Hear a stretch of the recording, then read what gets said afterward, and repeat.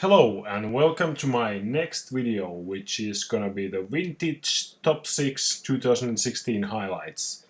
About a week ago, I asked in the Vintage Matters Gathering Facebook group which video you guys want to see first, Vintage Top 6 highlights, or my European Vintage League match replays, or a specific card discussion about World Gorger Dragon, and this was the in the poll it was quite obvious that this was what you wanted first. So here it is. So I kind of wanted to make look back the year 2016 and make a short video of what I thought were the highlights for Vintage and for me this year. And I'm gonna I was gonna do a top 5, but I had 6 good candidates, so I made a top 6 list. And number 6 on my list is Eternal Masters. Now this set was a big player for the MTGO, specifically because it was not so limited there. Well, it was a limited time, but it really released quite many cards to the MTGO metagame and brought down the prices of, at least for a while, for very important cards like Wasteland and Force of Will. So new players had the chance to buy the cards and start to play in MTGO. And the set wasn't like super good. I think Vintage Masters was, of course, more important for the community and for the format. But this set had enough reprints that I think it deserves a mention here. And I also was able to do a few drafts with it, and it was a pretty good limited format. And let's move on. My top 5 highlight is 2016 is, in my opinion, kind of a year of the Planeswalkers. We have had Kaladesh, Eldritch Moon, Shadows of Innistrad, Oath of the Gatewatch come out this year, plus Eternal Masters and Conspiracy 2, what else, I don't know, Commander sets, and we had total of 5 Planeswalkers, I think, that saw at least some play in Vintage this year. I'm of course speaking of Chandra, Sahili, Tamio, Nahiri and Kaya. None of them are like format-breaking Planeswalkers. None of them will be as huge to the format as Chase the Mind Sculptor or Dak Faden have been, but they each have played some role this year, and I think some of them will continue to play a role in the format for even for 2017. Something like Kaya and Chandra have been really fringe playables, but I've seen people play them, and Sahili has been played in some Oath builds. I know Kevin Cron thought highly of Tamio when it was released and played with it, and I've also seen and played against a few Nahiri builds in MTGO. And I think it's very uncommon that we have a year where there suddenly becomes 5 Planeswalkers that see Vintage play. It's kind of unheard of, I think. But let's move on to my top 4 moment, and I wanna give a special shout out to Diofan, Ryan Eberhardt, and Chubby Rain, Matt Murray, for providing the community such a great resource and discussion topic as the Power 9 and Vintage Champs metagame breakdowns at themanadrain.com have been. Like, these threads have so much information about the format. They are a base for so much discussion, and I think the work that Diofan and Chubby Rain have done this year is enormous for the community, and I can't even imagine how we can ever thank them enough. Like, these metagame breakdowns offer so good information about the format and have really leveled up the amount and quality of the communication in the manadrain.com forums. So yeah, huge thanks to those guys for providing such good vintage content. And well, let's move on to my top 3 moment.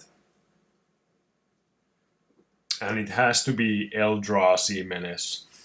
So Eldrazi really kicked on when Oath of the Gate was released, and we got cards like Thought-Knot Seer, Reality Smasher, Eldrazi Mimic, even Eldrazi Displacer and Warping Whale. We saw Eldrazi take on all the formats. They were so huge in Modern, they were huge in Legacy, and they were even huge in Vintage.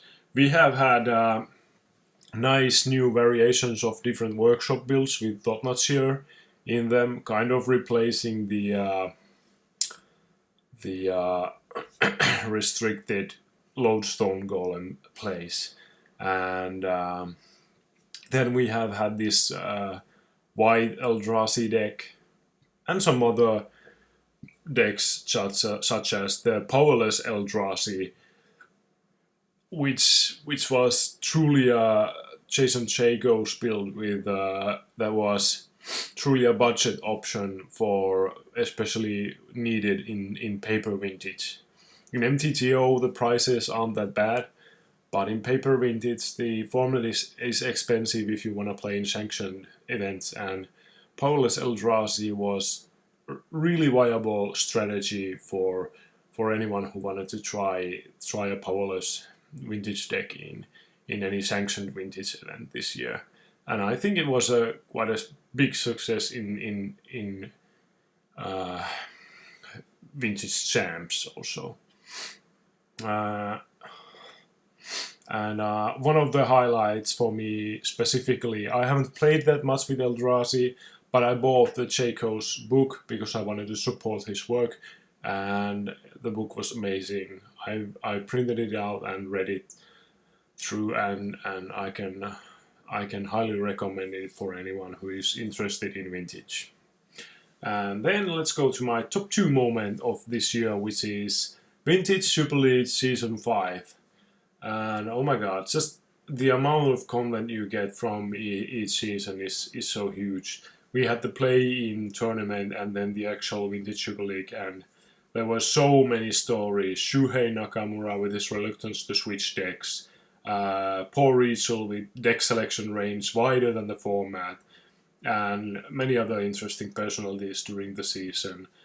I specifically want to highlight Kai Bude, which is or was such a great commentator in my opinion. And next season is confirmed, starting in January, and I'm really looking forward to it. I know this is a topic that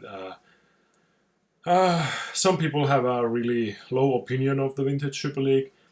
I just feel that as a format we need more content, and more eyes on the format is just a positive. And then finally my top 1 highlight for the year. And for the top 1 highlight for this year I have chosen the newest set, Kaladesh. Like this, it's very rare that a set brings so much to the table. Now this year has been amazing because we had Oath of the Gatewatch and now Kaladesh. 2 sets that have had such a high impact on the format. In Kaladesh we have about 6, maybe 8 cards that have seen play, and then there's even some maybe fringe playables. Like Adventure Sphere, Fleetwheel Cruiser, Foundry Inspector, Sky Sovereign, Console Flagship, Fragmentize, Ceremonious Rejection, Chandra, Torch of Defiance, and Sahili Rai. So many cards that have seen some play. Even top 8 deck lists have included these cards, and you see them if you play daily on MTGO. You can be sure to bump into them. Like this set was such a nice limited format, but more than that, it was very impactful for the Vintage community. We got so many new cards and even more workshop decks variants because of the new equipment, the vehicles. How do you? I lost my words there. I don't know even how to say that anymore. But anyways, like Fleetwheel Cruiser and Sky Sovereign Console Flagship have made the car shops archetype a real archetype in Vintage, and it's a great thing. So that was my top 6 highlights for the year 2016. If you agree or disagree, please let me know in the comments. And like I said in a previous video, please subscribe. I think I need 100 followers to change my channel name to something better.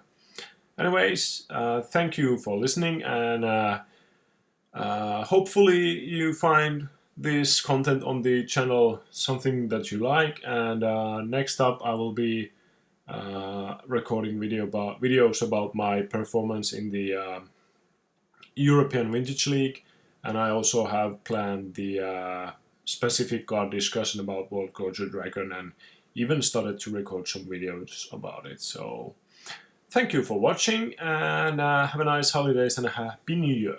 Thanks.